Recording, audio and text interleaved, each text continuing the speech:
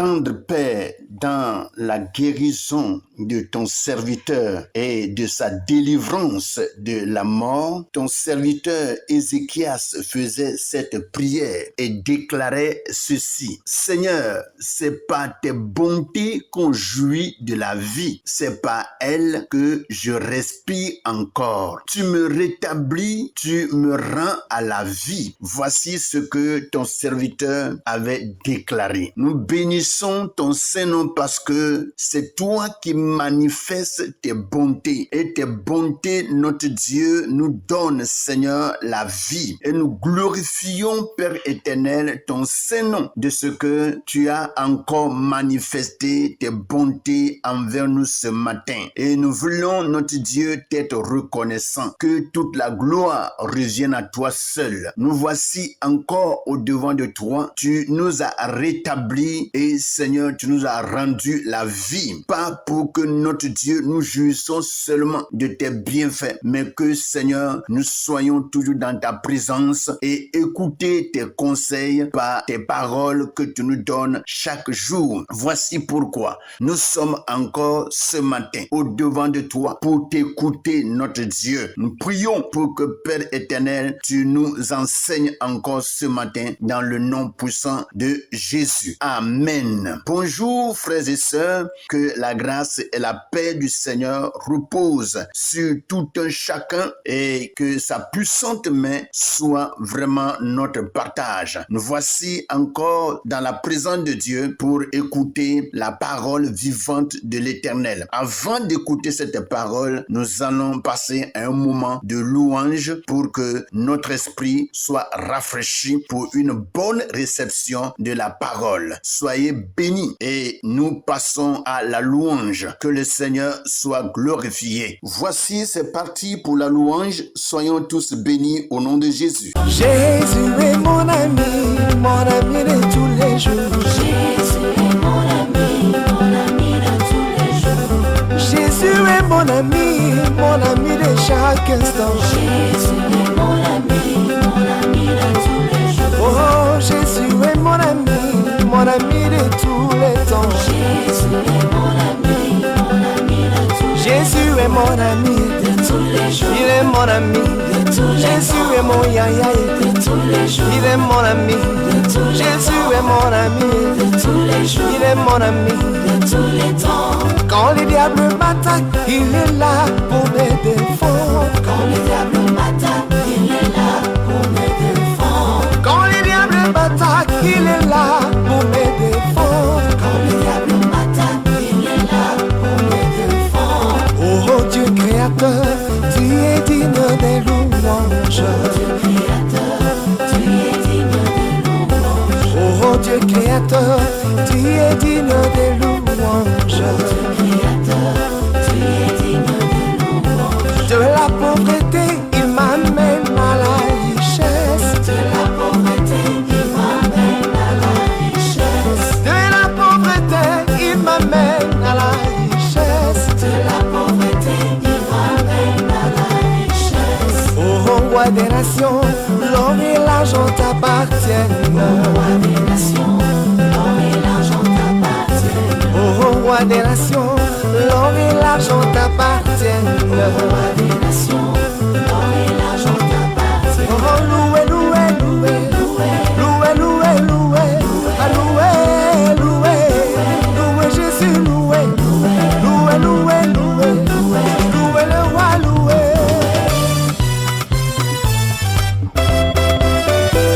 Que dirais-je ce matin face aux bontés infinies que manifeste notre Père qui est dans les cieux sur notre vie? Je ne pourrais que dire merci. Merci, c'est tout le mot que je peux donner. Il est le seul qui peut faire du bien à ses enfants que nous sommes. Personne d'autre ne peut le faire en dehors de lui. Il est véritablement miséricordieux. Il est véritablement amour et compatissant. Que son nom soit glorifié et exalté à jamais au nom puissant de Jésus. Bien-aimés frères et sœurs, je bénis le Seigneur qui a su étendre sa main encore sur chacun d'entre nous et qui nous a tenus dans le creux de ses mains pour ne pas que quoi que ce soit nous arrive. Il nous a préservés en toutes choses et nous sommes encore en vie au devant de sa sainte face. Comme c'est par sa parole qu'il nous nourrit, encore ce matin, je vais demander à chacun d'entre nous de prendre sa Bible dans le livre d'Ésaïe, chapitre 20, et nous allons lire du verset 1 au verset 4. Ceci pour nous dire que nous entrons dans un nouveau chapitre du livre d'Ésaïe. Et je crois que le passage de ce matin nous fera encore du bien. Nous passons rapidement à la lecture. L'année où Tartan, envoyé par Sargon, roi d'Assyrie, vint assiéger Asdod et s'en empare, en ce temps-là, l'Éternel adressa la parole à Ésaïe, fils d'Amos, et lui dit, va, détache le sac de tes reins et ôte tes souliers de tes pieds. Il fit ainsi, marcha nu et déchaussé. Et l'Éternel dit, de même que mon serviteur Ésaïe marche nu et déchaussé, ce qui sera dans 3 ans un signe et un présage pour l'Égypte et pour l'Éthiopie. De même, le roi d'Assyrie amènera de l'Égypte et de l'Éthiopie captifs et exilés les jeunes hommes et les vieillards nus et déchaussés et le dos découvert à la honte de l'Égypte.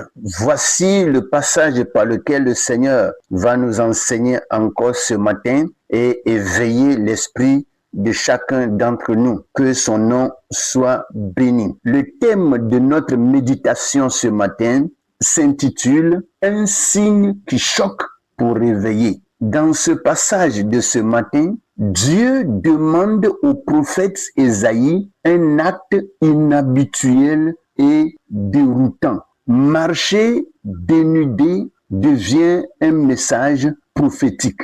Ce geste choque, interpelle et avertit. Ce texte, en réalité, nous enseigne une vérité forte. Dieu utilise parfois des moyens inattendus pour réveiller les consciences. Bien-aimés frères et sœurs, s'il arrive à Dieu de dire à un prophète de se déshabiller, d'être nu et d'enlever ses chaussures pour aller parler à un peuple, ça veut dire que la situation est grave. Et Dieu souvent pose ses actes quand la situation d'un pays, la situation d'un homme, la situation d'un peuple devient très dangereuse. Ce qui veut dire que Dieu en a de trop et tout ce qu'il peut faire, c'est de frapper fort. Notre thème de ce matin sera traité sur 4 points différents. Point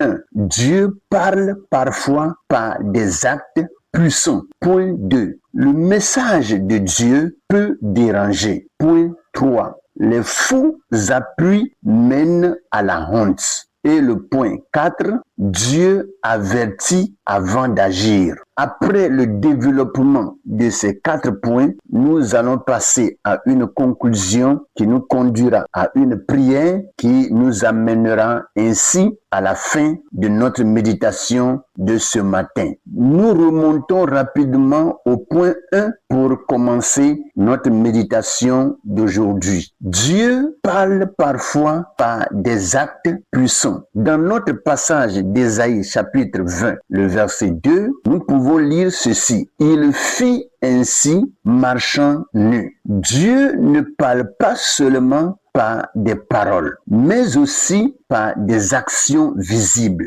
Comme nous croyons souvent que Dieu étant spirituel et agit dans le spirituel, nous sommes des fois surpris de ce qu'il agit physiquement en faisant des choses que nos yeux découvrent. Et c'est pour cela, en face de ces actes que pose Dieu des fois par des prophètes et par ses serviteurs qu'il s'est choisi, l'homme est surpris et choqué. Lisons Ézéchiel chapitre 12, le verset 6. Sous leurs yeux, tu les transporteras sur ton épaule, afin que tu sois un signe pour la maison d'Israël. Alors, nous voyons concrètement que Dieu n'agit pas seulement dans le spirituel, mais il agit aussi par des actions visibles que nous pouvons voir. Et c'est des actions qui touchent et qui vont profondément dans le cœur de l'homme pour nous marquer et amener notre conscience à se ressaisir et à porter nos regards sur lui et rien que sur lui seul. Bien-aimés frères et sœurs, Dieu utilise des signes concrets. Il rend son message visible. Point 2. Le message de Dieu peut déranger. Dans Ésaïe chapitre 20, le verset 2 à 3, nous pouvons lire ce petit mot, un signe. Le message divin n'est pas toujours confortable. Il peut choquer pour réveiller. Des fois, lorsque Dieu pousse son serviteur, son prophète, à parler d'une manière un peu dure, le peuple réagit. Parce que là, c'est un message qui touche et qui choque. C'est pour dire que Dieu n'est pas toujours là pour donner des messages qui font rire. Mais il faut des fois parler au cœur, parler à notre esprit pour que l'esprit de l'homme se réveille et revienne à lui. Lisons Jérémie chapitre 6, le verset 10. Il est écrit: « Voici la parole de l'Éternel est pour eux un objet de mépris. Ils n'y trouvent aucun plaisir. » Par ici, nous pouvons voir clairement que lorsque des fois le peuple commence à murmurer contre l'homme de Dieu, c'est que Dieu l'a utilisé d'une manière exceptionnelle à parler au peuple. Et le peuple, entendant cette parole, peut se dire, cet homme, il finit par nous mépriser. Or, c'est Dieu qui est en train de l'utiliser à s'exprimer ainsi pour redresser ses enfants. Bien-aimés frères et sœurs, la vérité peut déranger, mais elle est nécessaire. Très souvent, la vérité blesse le cœur. Lorsqu'on te dit quelque chose de vrai et de palpable, et que toi-même, tu en es conscient que ce qui est dit là, tu es dedans, on n'est pas content. Mais il est nécessaire que l'on dise de ces choses, car la vérité est la lumière.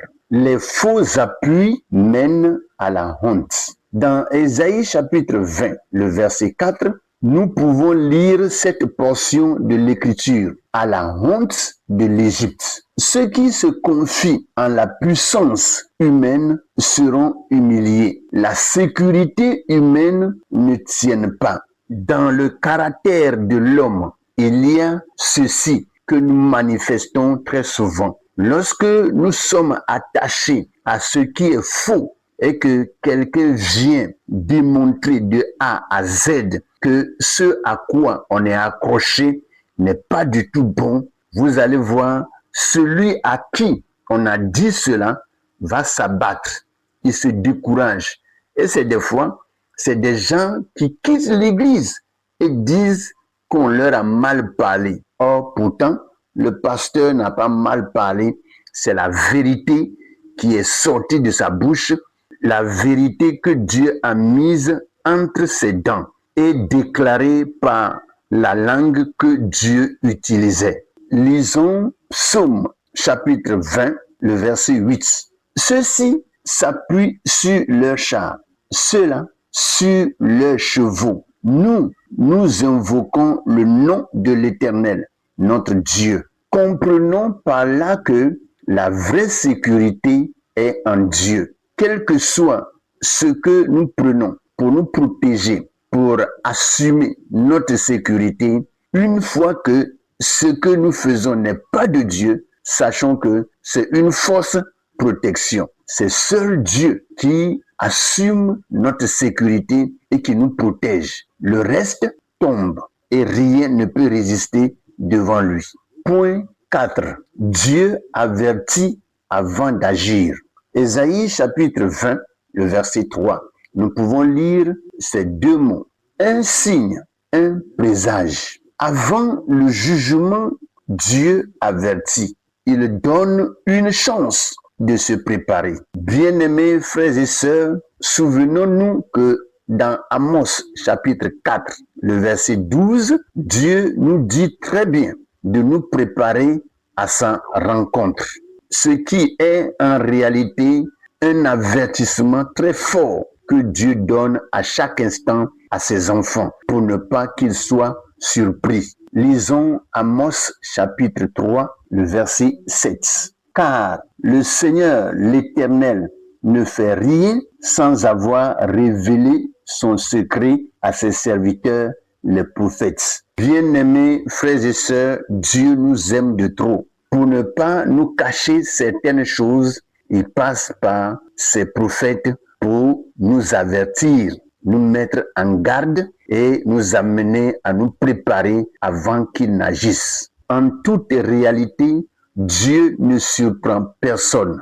Laissez-moi nous dire ce matin que Dieu prévient toujours. Il ne surprend pas sans avertir. Pour finir ce matin, laissez-moi nous dire que Ésaïe chapitre 20, le verset 1 à 4, nous enseigne que Dieu parle aussi par des actions fortes. Son message peut déranger pour réveiller. Les faux appuis mènent à la honte. Dieu avertit avant d'agir.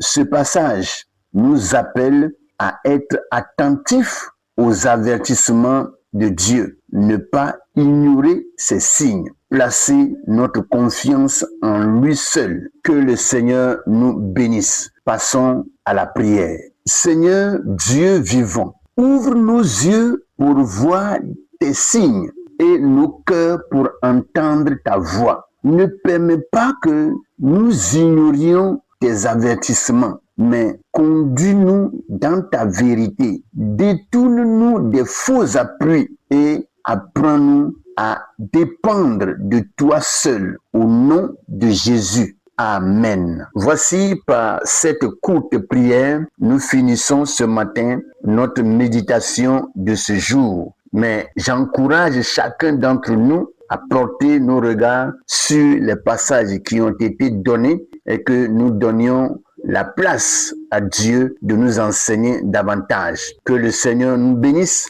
et passez une bonne et excellente journée avec notre ami Jésus-Christ de Nazareth. Amen.